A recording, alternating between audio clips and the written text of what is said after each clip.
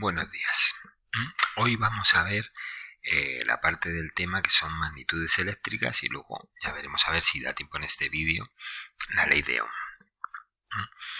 Estas magnitudes, para ver estas magnitudes tenemos la página 107 del libro, esta tabla en la que voy a indicar las magnitudes, su símbolo, la definición, la unidad y el símbolo de cada unidad y un simulador de circuitos llamado Cocodrive Clips. Empezamos con las magnitudes. La primera magnitud es el voltaje, también llamada tensión, diferencia de potencial o fuerza electromotriz. El nombre voltaje viene por el inventor de la pila, Alessandro Volta, pero no nos dice mucho acerca de la magnitud. Me resultan más interesantes las siguientes. Se simbolizan con una V y se puede definir como la diferencia del nivel de carga que existe entre dos puntos de un circuito, es decir, entre el polo positivo y negativo de una pila o entre un agujero del enchufe y otro. Esta tensión, diferencia de potencial o fuerza electromotriz es necesaria para que los electrones se muevan. Es que esta forma de llamar a voltaje es más interesante. Si pasamos al simulador de circuitos, lo podremos ver empleando dos pilas. Tenemos aquí una pila o batería, en este caso pila, de 1,5 voltios y esta otra pila que podréis reconocer también de algún dispositivo electrónico que tengáis en casa. La banderita roja nos va a indicar la tensión o voltaje en cada punto. En este punto, si nos colocamos encima de aquí, vemos que tiene 1,5 voltios, que es la diferencia que tiene con el negativo, que está a 0 voltios. Si nos ponemos encima del polo positivo de la pila prismática, nos da 9 voltios, que es la diferencia de potencial que hay con el polo negativo de esta pila, que es 0 voltios. Dicho esto, ya sabéis cuál es la unidad de la tensión, voltaje, es el voltio, y que se representa con una V. Pasamos a la siguiente magnitud, que se llama intensidad de corriente, intensidad o corriente a secas, ¿vale? Su símbolo es un I y se puede definir por la cantidad de electrones que circulan en un conductor en la unidad de tiempo. Esta magnitud es la responsable de los fenómenos eléctricos que observamos en los receptores, es decir, el calor, la luz, el movimiento, etc. Vamos a nuestro simulador. Vamos al simulador y en él vamos a incorporar a cada una de las pilas un elemento de protección. Ya sabéis, el fusible. Aquí lo separamos un poquitito. Lo unimos mediante un cablecito. Un elemento de maniobra, es decir, un interruptor. Y un receptor, en este caso, una bombilla.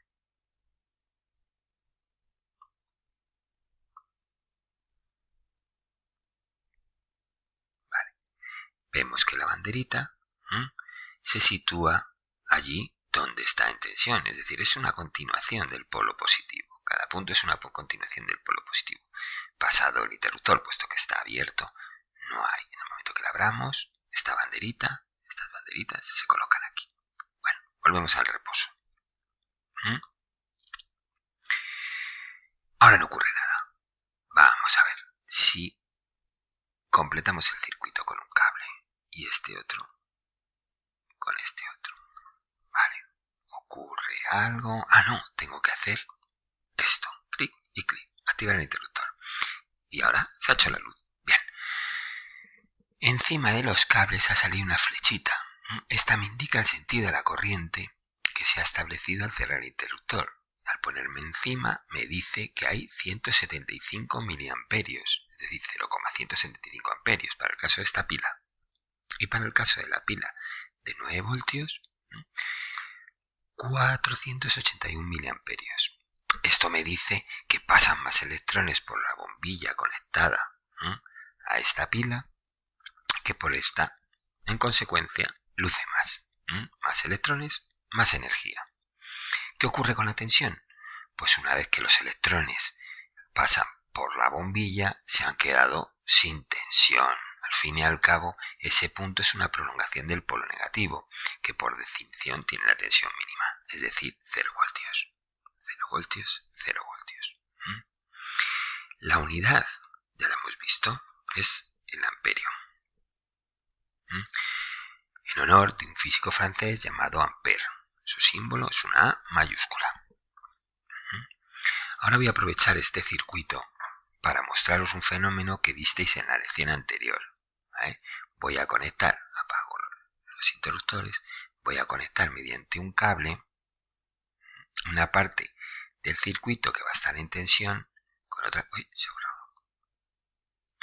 ahí está, con otra parte que no lo esté, sin pasar por el receptor. Lo pongo, abro, y ¡zas! El fusible se funde. ¿Qué ha ocurrido? Pues que hemos provocado un cortocircuito. Todos los electrones han querido pasar de golpe desde un polo a otro, aumentando muchísimo la corriente y con esta la temperatura. Como hemos tenido la precaución de colocar un fusible, ha sido este el que se ha destruido y no otra parte del circuito más valiosa o escondida. En el caso de una pila, lo único que podemos es estropear parte del circuito o gastar la pila innecesariamente.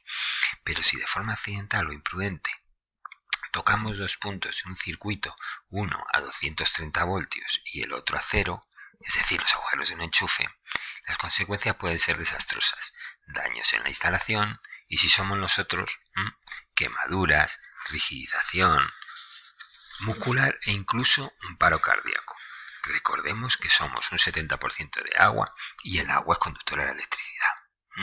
Bien, ahora que tenemos el voltaje y la intensidad, aparece una magnitud que la relaciona, que es la potencia eléctrica, representada por la letra P mayúscula.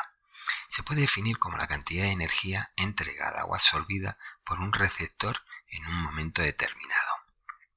Para calcularla, basta con multiplicar las dos magnitudes anteriores, intensidad y voltaje. Esta magnitud nos da una idea de la cantidad de energía, es decir, luz, trabajo, calor, sonido, que es capaz de proporcionarnos un receptor. Y siempre tiene que venir indicada en la placa de características de los aparatos eléctricos, junto al voltaje al que debemos conectarlos. Se mide en vatios, en honor de James Watt, un ingeniero escocés,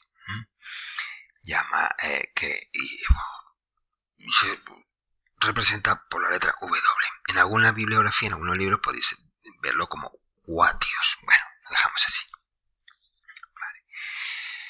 Si vamos a nuestros circuitos, vemos que si nos ponemos encima, vamos a quitar esto y esto. Esto nos dice que ha habido una sobrecarga, ¿vale?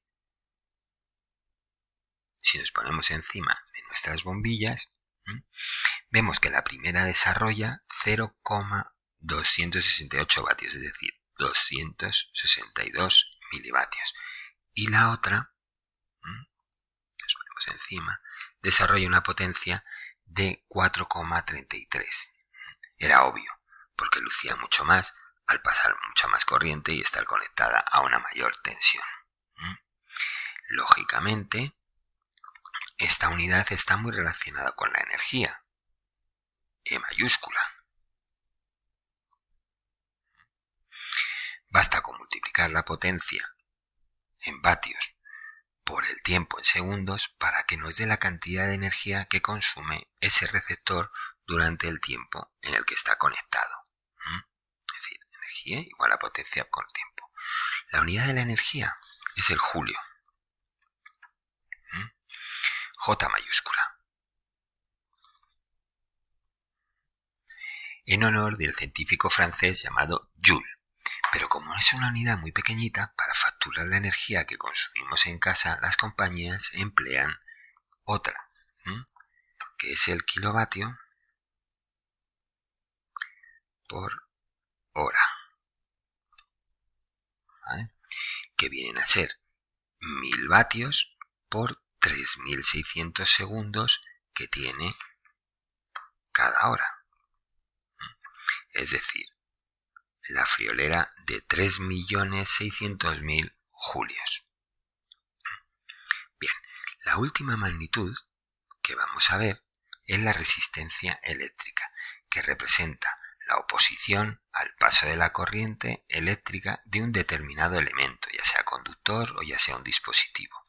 No nos confundamos, cuidado, con el dispositivo resistencia. Lo tenemos aquí, ¿vale? Este es un dispositivo resistencia,